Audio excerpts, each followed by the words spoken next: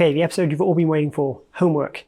In this episode, I'm going to talk about some next steps that you can do right now to start improving your documentation. Now, I did talk about a little bit of homework.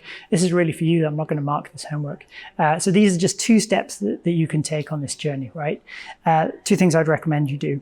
The first is, if you don't quite know where to start with getting your specs up to date or helping to review them, the best thing you can do is start a log of customer questions. So start this on your support team today or your production team. Every time a customer asks you a question about your API, jot it down somewhere. Could be an Excel sheet, could be a piece of paper, could be on a whiteboard. It really doesn't matter exactly where you put it.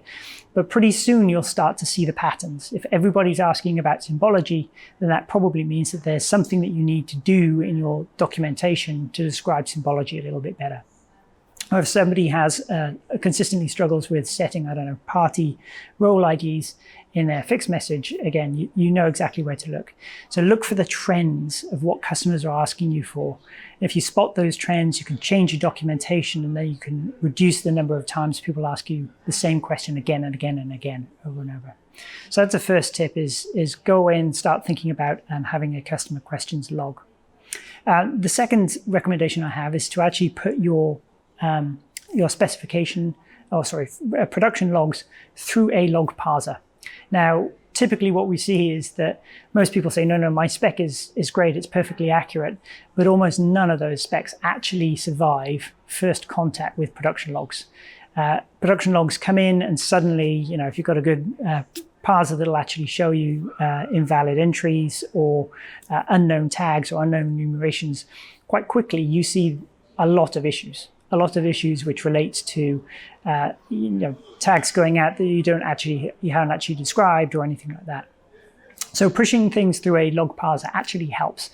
The two key things here with finding a good log parser, though, are it can't really be against standards, because this is about testing your specification against your logs.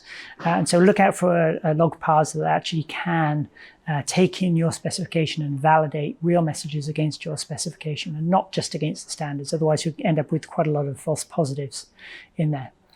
The second thing is this process and this exercise is still very valid, even where you might be overriding some of your API in accordance with customer requests.